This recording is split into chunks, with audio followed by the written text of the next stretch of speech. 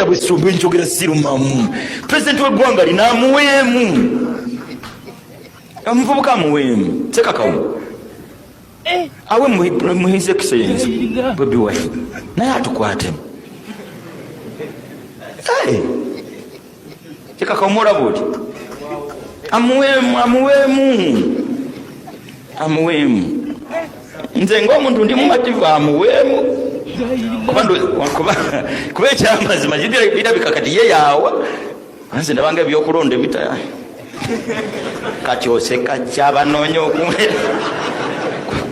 Wakati mbutanzivuunula. Ndi abo bankuba mupiira ndabika mpagira eno oba eno. Naye nga tekituufu ndowooza nange nyina eddembe okuwagira.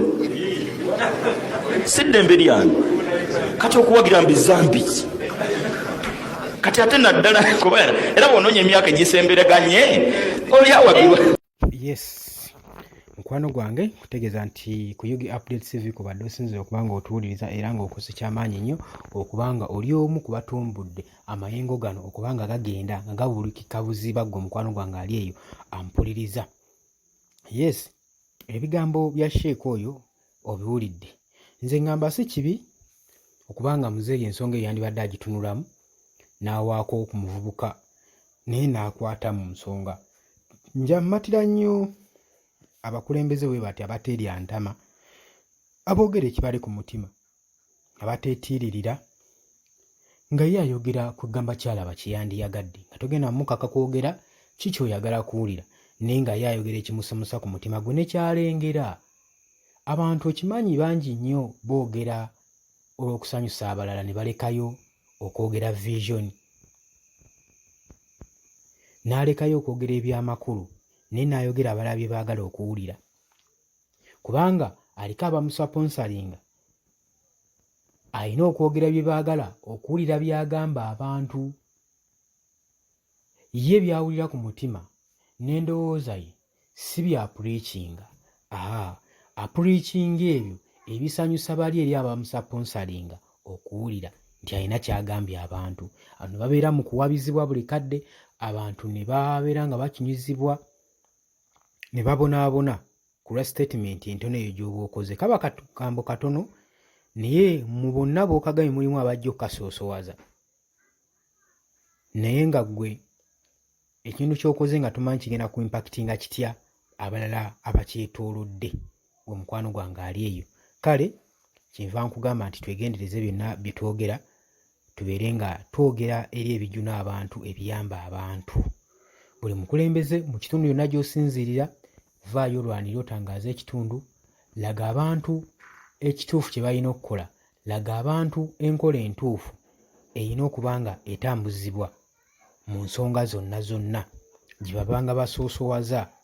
Si nsonga ani gw'oyogerako, si nsonga oli ku mulamwa ki, si nsonga oyogera ki, naye yogera ekyo ky'olaba ekigenda ovaamu ebibala mu ggwanga mukwano gwange ali yampuliriza. Kakasa nti buli ebigambo ebyo bibadde bigambo bitono naye message ebirimu nene n'okusinga ebigambo ebyo. Olunaatandika okusaba okulula message eyo erimu kubanga jjukira nti nno common figure mu Uganda nawe aba ayogedde ebigambo bibiri gye biba bigenda otuuka biba bigenda tuuka wala.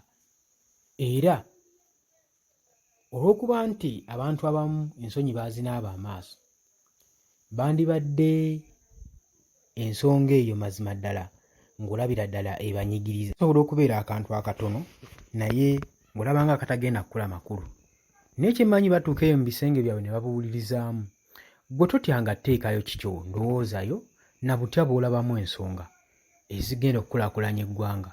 Oba olabye ky'olabye mu bukyamu kiyinza obba gwe tekikukwatako naye ate omwana wo omuzzukulu wo kijja tuuka ekiseera kikole ki kibeere nga kimukwatako. So kyemba ngamba nno temusirika, temusumagira, temwebaka, muveeyo mulwanire ensonga mmwe baganda bange bali eyo kubanga kati ebyatuuse byakolerawamu bukuyege.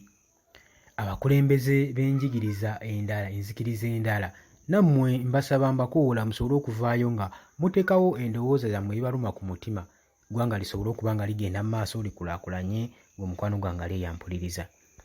Mbategeeza nti mbadde bawuliza balungi nnyo abali ebulaaya mbalamusizzaako nnyo wabula ggwe ky'oba towerabira kwe kugenda maaso n'okuba nga osubscribinga kubanga kye kimu ekikumya amayengo gano n'eddoboozi ly'okomentinga okuba nga liwulikika ggwe mukwano gwange ali eyampuliriza. Mbaagala nnyo mweraba.